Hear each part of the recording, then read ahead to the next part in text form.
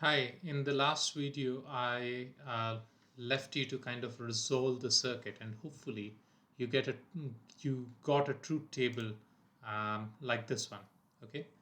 And you can verify it.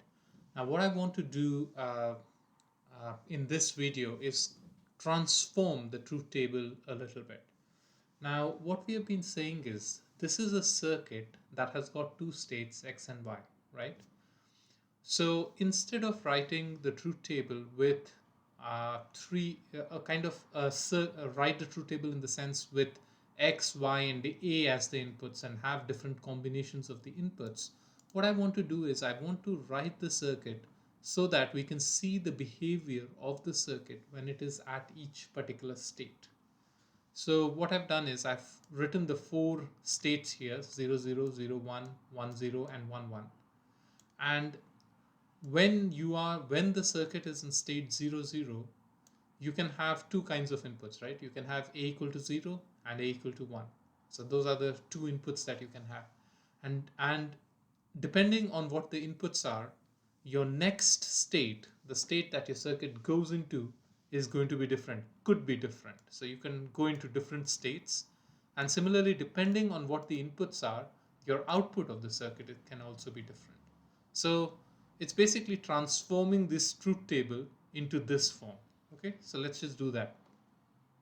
So if you are in state 0, 0, so x is equal to 0 and y equal to 0 and a equal to 0. So what is the next state that you have? So x and y are 0, a is 0, so the next state is 1, 1, right? So let's just fill this up. So you get 1, 1. Okay, and what is the output at that point? The output is also 1. So you get 1 here, right? Now, if you are in state 0, 0 and your input is 1, so it's this particular row that we are looking at. So the next state is still going to be 1, 1, and the output is going to be 0. Okay, similarly for 0, 1, and when the input is 1, you again go to state 1, 1. That seems to be a very popular state to go to. And you get the input. So let me check again. So 0, 1, 0, and you get to a state 1, 1, and your output is 0. So let's say output is 0. Okay, so if you are in state 0, 1, which is both these conditions, right? And you get an input of 1, so then we are and in this row. Then you go to the state 0, 1. Okay, so basically you remain at the same state. You're starting at 0, 1, and then you remain at the same state, and you get an output of 1. Now you could do that same thing for state 1, 0, and what you get is 0, 1. Oh, wait a minute. So at state 1, 0, so let me so at state 1, 0, and with the input of 0, you get the state 1, 0.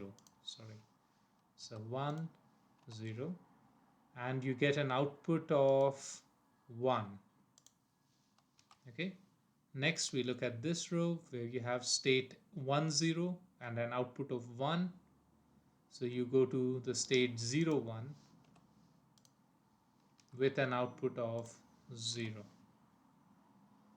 And if you are in state 1, 1 and you get an input of 0, you go into the state 0, 1 and you get the output 0.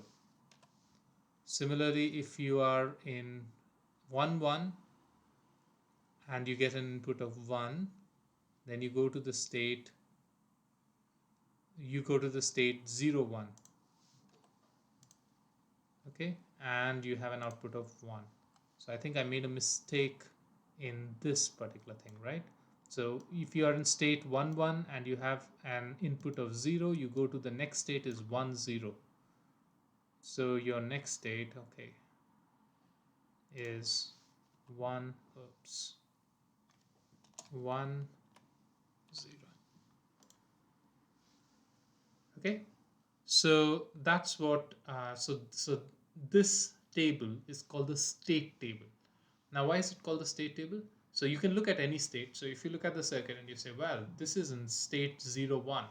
Okay, so then you look at this row of your table, and then you say, okay, if it's in state 0, 1, and if we get a input of 0, the next state is going to be 1, 1, and the output is going to be 0, and so on and so forth. So you can predict how your circuit operates much more easily, and you can see the working of the circuit. We have divided it by the present state. Okay, so what we'll do in the next video is, from this state table, let's try to draw what is called a state diagram for the